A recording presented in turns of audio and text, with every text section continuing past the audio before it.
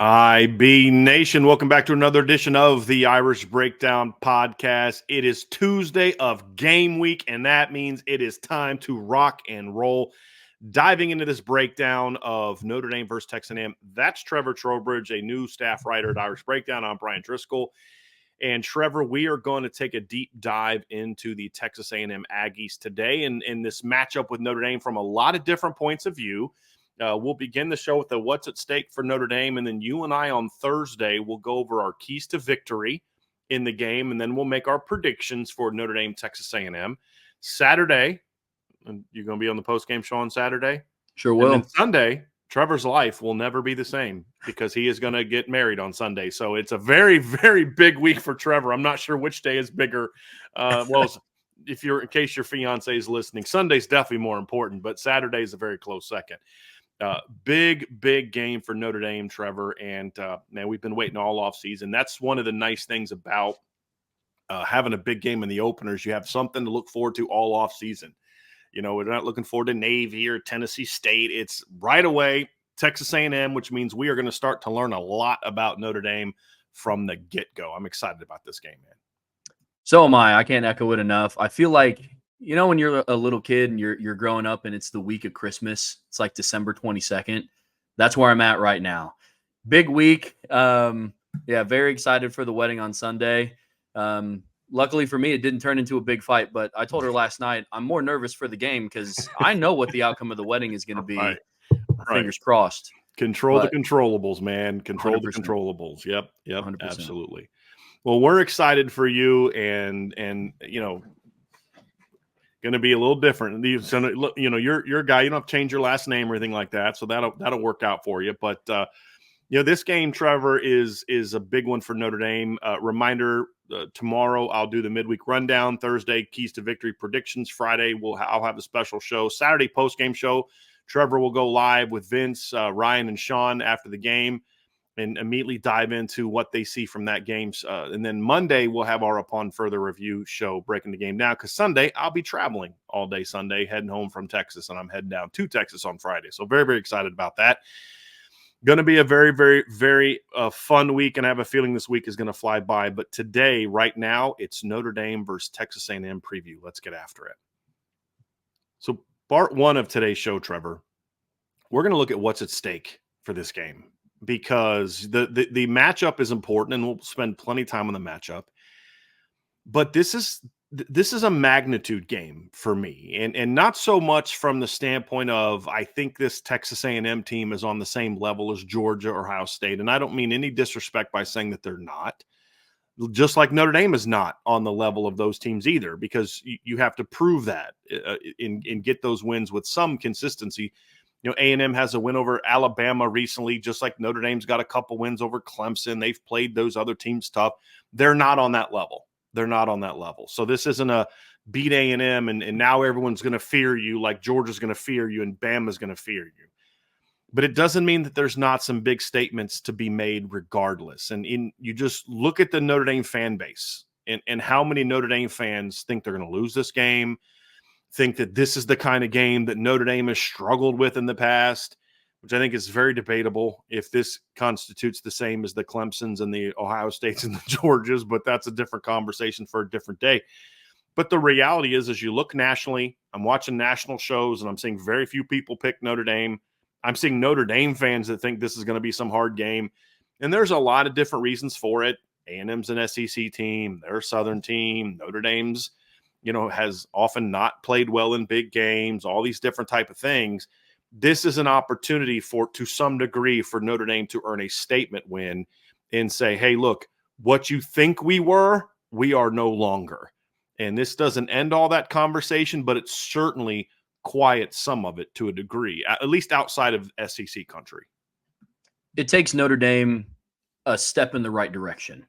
So I definitely agree with what you're saying. To me, this is a big perception game, and it changes what the national media might think about Notre Dame.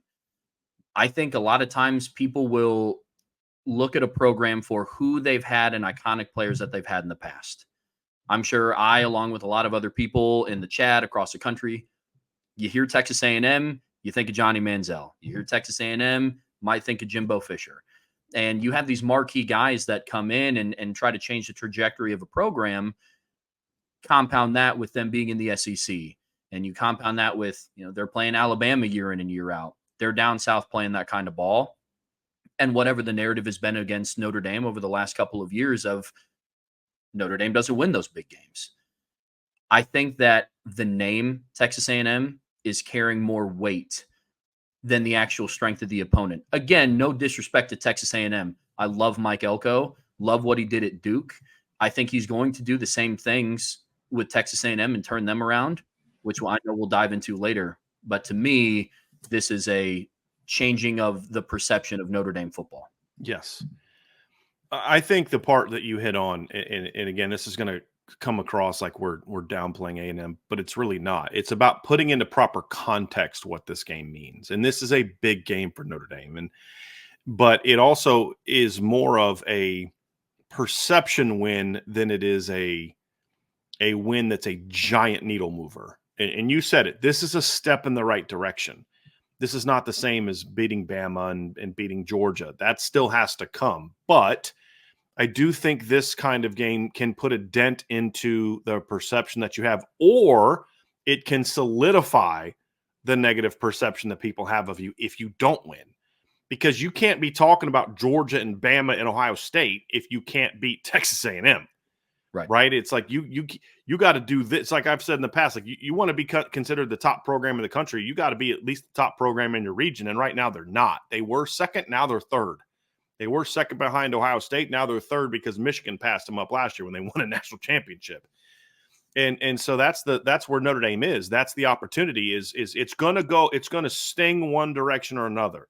Notre Dame doesn't have a whole lot of momentum on the recruiting trail. That's a part of it, which we'll get into in a little bit. But this is big picture is an opportunity for Notre Dame to send a statement. And winning is the most important thing, right? And I don't care, Trevor, if they win 10-9, get that W and then go on a roll against a schedule that's far more manageable.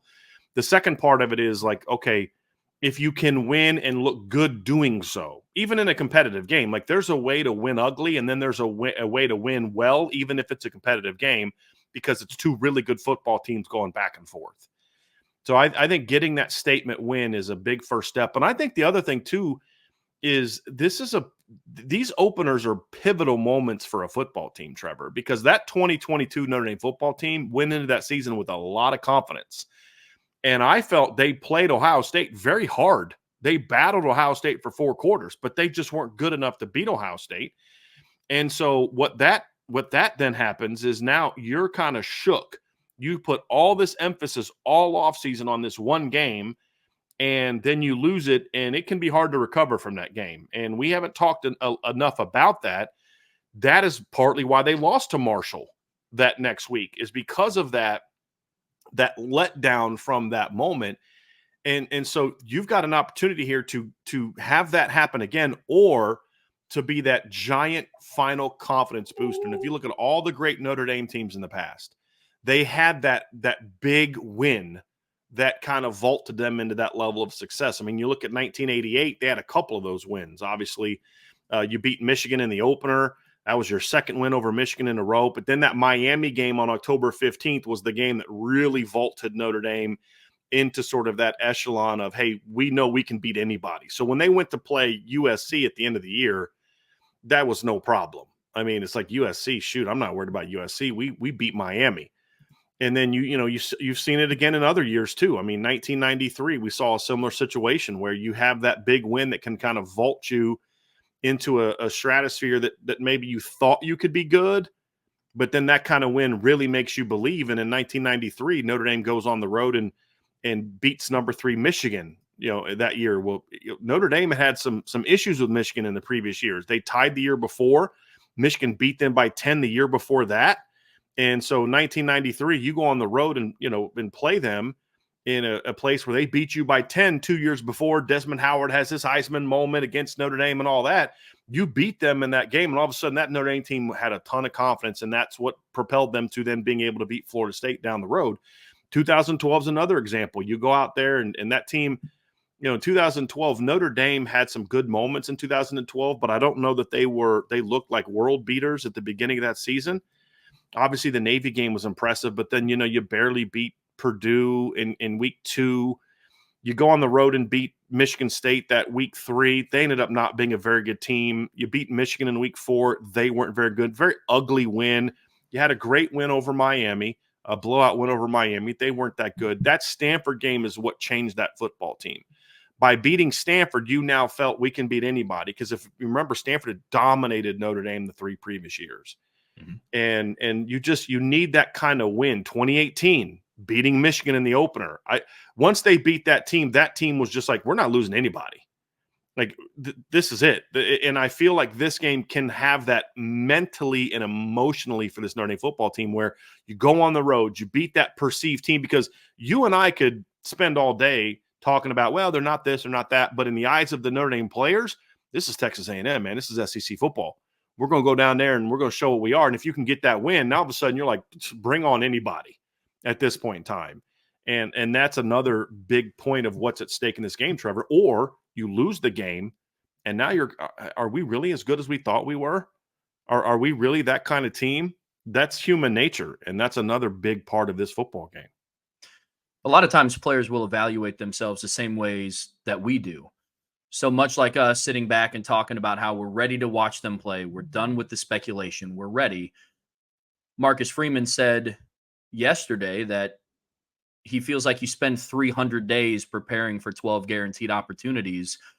Going out to a place like Texas A&M down in College Station, you almost get the affirmation that you need as a player when you know you've been told all offseason, all spring, all winter, all summer, leading into fall camp, you guys are good enough to compete with these guys. You guys are good enough to beat these guys, any team in the country. And sometimes for players, I think you need to see it happen. And I think that's where that they're at right now. There's another storyline to this too. And part of the interesting following this game from and I'm not even talking nationally. Some of the most dismissive of Notre Dame's chances I've seen are coming from Notre Dame fans. And part of it from that crowd is how good Mike Elko is. And I agree. I think Mike Elko is a heck of a coach. There is a natural assumption that he's a heck of a football coach, where he went 16-9 the last 2 years at Duke, which in context, that's a team that went 10-25 the 3 years before he arrived. Marcus Freeman does not get that same benefit of the doubt for going 19-7 his first 2 years, because the expectation is we're supposed to do it at Notre Dame, where you're not supposed to do it at Duke. So I think there's another aspect to this game as well for Notre Dame, and that is Marcus Freeman. This is a statement game for Marcus Freeman. And let's be honest, there's a contingent of Notre Dame fans that at one point in time wanted Mike Elko to be the next head football coach at Notre Dame when Brian Kelly's tenure was over. Now, that was before Marcus Freeman arrived, but there was that. And so it's like, well, you're in year 3, he's in year 1. He almost beat you last year with Duke players, which I think some people are not giving Duke enough credit for the NFL talent they did have last year. Notre Dame's not the only team in that game that had a first-round draft pick on that team. Now, Graham Barton did not play against Notre Dame. I'm talking about just the overall talent that they had. Several NFL players on their defense as well. But you don't have Notre Dame's talent. It's a fact. And do you have Texas A&M's talent? No, you don't. So you had that game and you barely beat them last year. So now he's got better players. There's this fear of, okay, now what's he going to do? All fair things. And I'm not even pushing back on that narrative at all, because I get it. What I'll say, however, is that then leads to the even greater importance for Notre Dame to win this game for Marcus Freeman. You're in game 1 of your 3rd year. Mike Elko's in game 1 of his 1st year. If he shows that his program's already better than yours and day 1, that could be a huge perception blow to Marcus Freeman's coaching staff as well. So that's another one of those, boy, this is one of those, statement opportunities. It's not just Notre Dame as a team, but even more specifically, this is an opportunity to Marcus Freeman to say, hey, listen, Mike Elko is a great coach. And I'll give you guys a little secret. Marcus Freeman has a tremendous amount of respect for Mike Elko, and vice versa. Tremendous amount of respect for each other. So this isn't a Marcus Freeman is trying to show he's better than Mike Elko. I'm talking about the perception, the reaction to it will be one of those games that finally says, okay, that's the kind of statement win Marcus Freema needs against another well-known coach that says he's on his way. And I think those are important parts of it as well, Trevor. It's, again, we're talking about the perception. There's going to be a perception of Marcus Freema that is adjusted in this game, either positively because he got that win, he's now 2-0 against Elko, or a negative one where, yeah, once Elko gets kind of the same type of players you have, you can't get it done. Absolutely. This game can change the narrative and the perspective internally and externally, the way that I like to say it. I am as critical of Notre Dame as anybody, being an avid fan of the team, and I am all for that. One thing that I try to do is remain as unbiased as possible when I'm breaking down a team and looking at the matchups. It's easy for us to kind of brush some Notre Dame players to the side because we're familiar with them. We know them. We hear their name every day. You know, if a lot of people are like me, they know the roster front and back. And what I try to do sometimes is when I'm looking at a matchup, I put myself in the shoes of an opposing coach and think of, well, who does my team have to go up against? And I think sometimes a lot of Notre Dame fans can get caught up in the, well, I'm familiar with this guy. We know about him, but look at who the other team has. When if you take a step back and look at everything from a 10,000-foot view, the other opposing coaching staff, I'm sure they had film room Mondays, like a lot of programs out there. They're looking and thinking to themselves, I mean, how do we go against this guy? How do we stop this guy? How do we look at this guy? How do we stop Jeremiah Love? How do we stop Mitchell Evans? How do we pass against Benjamin Morrison and Xavier Watts? So in that, I think that if Marcus Freeman can come out and not only get a win, but have a statement win, that's going to propel a lot of things forward internally and externally. There's obviously another part to this too, Trevor, which is there's more micro things at stake here for both teams.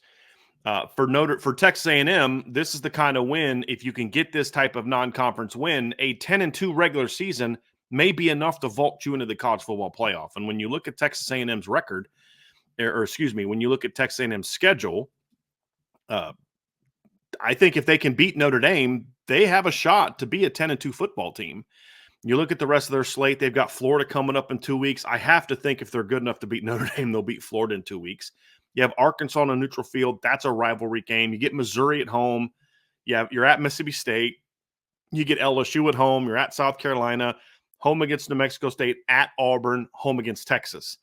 There is absolutely at least nine wins in that slate if you also get a win in the opener against Notre Dame. And 10-2 with a win over Notre Dame might sneak Texas A&M into the back of the college football playoffs, which would be huge for Mike Elko in his first season at Texas A&M. And for Notre Dame, the same thing is true. You don't have a lot of marquee win opportunities in this game if you're Notre Dame. You don't.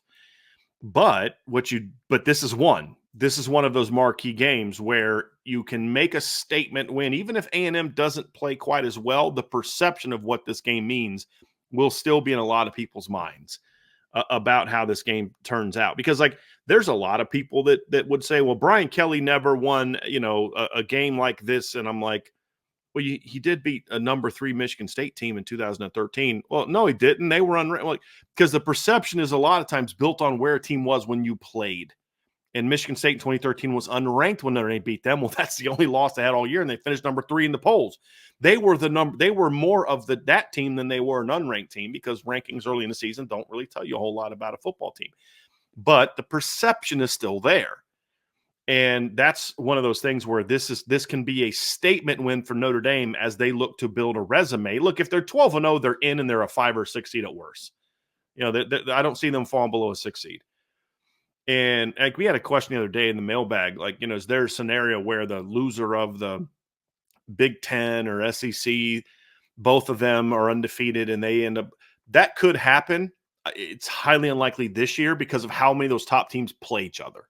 It's going to be almost impossible for there to be 2 undefeated Big Ten teams playing the championship game and 2 undefeated SEC teams playing the championship game, because they all play each other to some degree. There's just so much, of mixing of the schedule. So you're at worst a 6 seed if you're undefeated. An 11-1 season to me still definitely gets Notre Dame in. I don't think there's any doubt that 11-1 Notre Dame is in, but the seeding could be a little bit shakier. You could fall down to an 8 and then host a 7 or 8, host a playoff game, and now you've got to play one of the big boys in the quarters, Ohio State or the Big Ten or the SEC champ, or even worse, you fall down to 9 or below, and now you've got to go on the road in the first playoff game. So, a game like this, a statement win like this, is going to boost your profile, and it's going to boost your resume when you look into getting into the playoff number 1 and then seeding into the playoff when that time comes as well. I think that's how a lot of teams are looking at it. With the playoff expansion, when it was just 4 teams, name of the game was just make it, right? I think now for a lot of teams that are in the same realm that Notre Dame is, similar teams that have, a recent history, call it over the last 5-6 years. I'm talking the Notre Dames of the world, the Penn States of the world. Not only are they fighting for just to make it, they're fighting for home field advantage in the first round of the playoffs.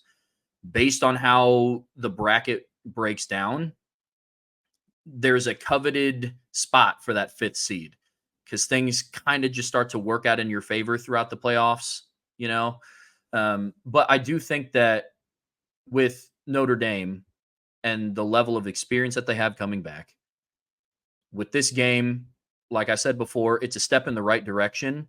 But I don't think the narrative for them internally as a team is let's just hope we make the top 12 guys. It is we are gunning for 5, 6, 7 at the worst. And this is the first opportunity that we have to do that. Because to your point, Bryan, they have very limited opportunities to do so because we aren't in the Big Ten that now has 18 teams in it. We do not have the luxury of playing Ohio State, Oregon, Washington, Penn State in the same season. So we have to make do with the opportunities that we have. The final piece to this is recruiting. This is a huge recruiting opportunity for both teams. When you talk about what's at stake, because what are we talking about here? We're talking about what's at stake in this game for both teams. Huge recruiting opportunity for both teams. I've read that A&M is going to have over 100 recruits on campus at this game. And it's going to be some big boys. Well, guess what? Notre Dame's trying to recruit the state of Texas a lot more. And I promise you, a lot of kids that Notre Dame is trying to recruit are going to be on campus this Saturday watching this game get played. This is a huge statement opportunity for both teams on the recruiting trail. A&M to say, hey, guys, we're here already. There's no rebuild. There's we're here. Look what we just did to Notre Dame. And they're going to ride that wave. For Notre Dame, it's, hey, Texas boys, look what we just came down and did. This is why you got to be a part of it. And if they're going to win, there's going to be some Texas kids making an impact in this game. When you look at like Jadarian Price and Jaden Greathouse and players like that, there's going to be a Texas flavor in this game. You're going to be able to point at the 2 deep and say, hey, look how many guys from Texas we already have in the 2 deep, and we just kind of really started recruiting that state. And so those are all parts of it too. I'm actually pulling up Notre Dame's depth chart right now. You have Jadarian Price, who's from Texas. Keidron Young's from Texas. Jaden Greathouse is from Texas.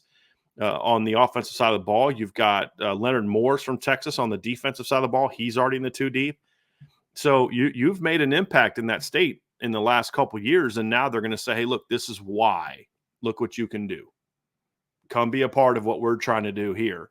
And so from a recruiting standpoint, Trevor, this is a huge opportunity for both teams. It really is. And I would say especially for Notre Dame, because for A&M, like I honestly feel this, and I know that A&M fans will not agree with this at all, but this is what I believe.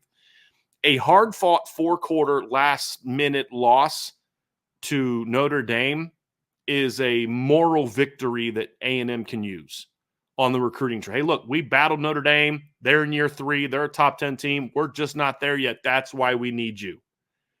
Notre Dame can also use that kind of win, but if the real statement, like Notre Dame can only benefit from this in a recruiting standpoint if they win.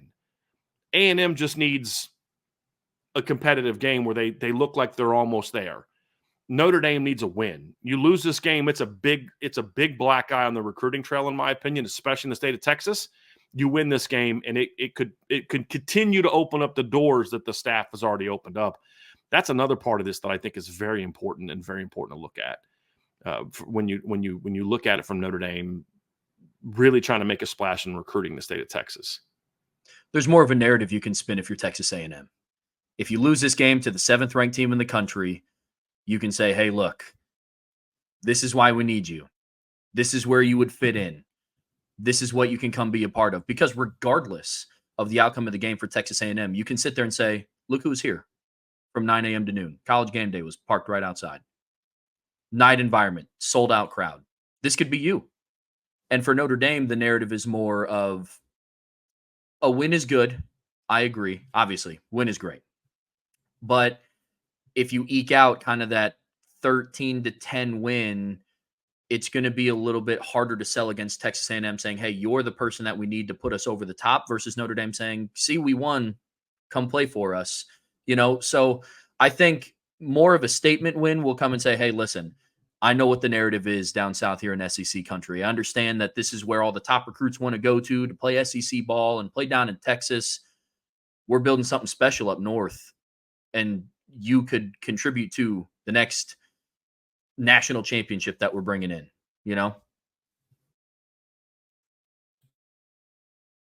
It is kind of funny sometimes when I look at narratives about Notre Dame from Notre Dame fans, and just it's almost kind of makes me a little sad, to be completely honest with you, to see sort of the some of the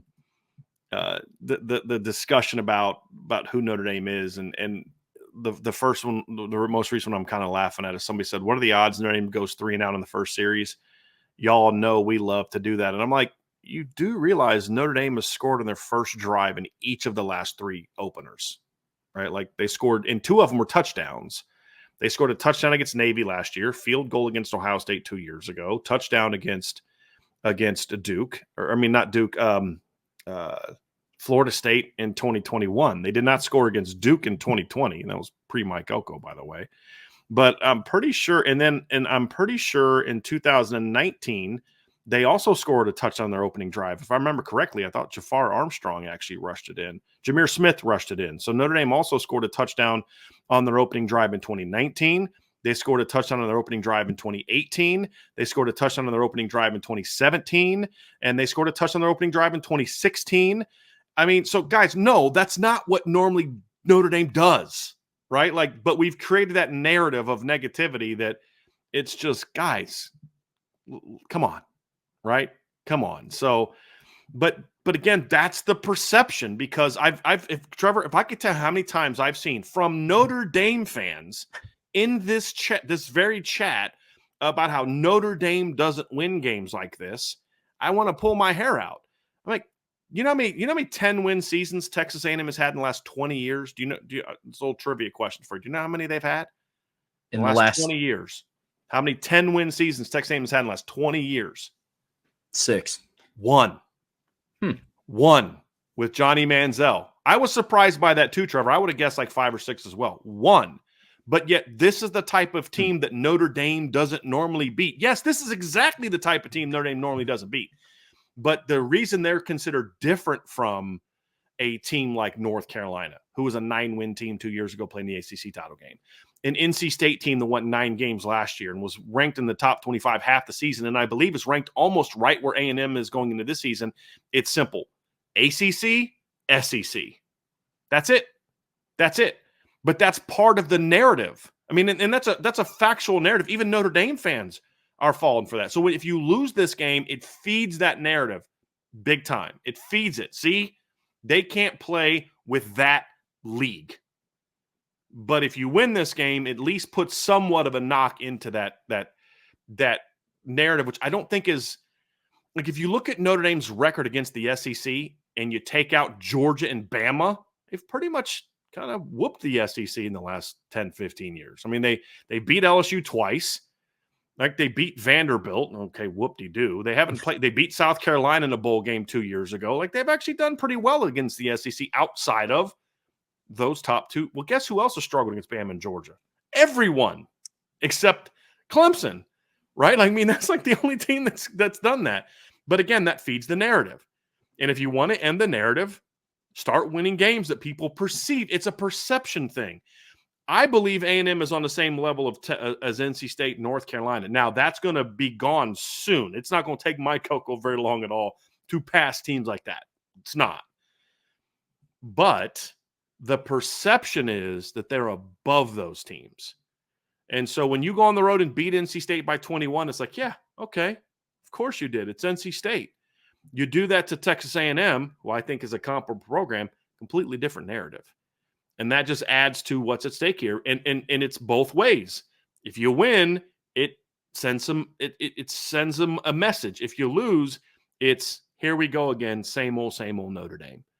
And so when you talk about what's at stake, there's as much perception that I'll say this, Trevor, you tell me if you disagree. And by the way, you're allowed to disagree with me.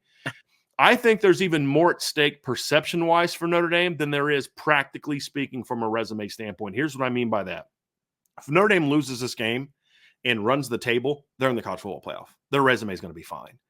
But they will not recover from the perception hit because there's nobody else left on the schedule, and including Florida State, who Notre Dame has beat, 3 times in a row, just lost to Georgia Tech.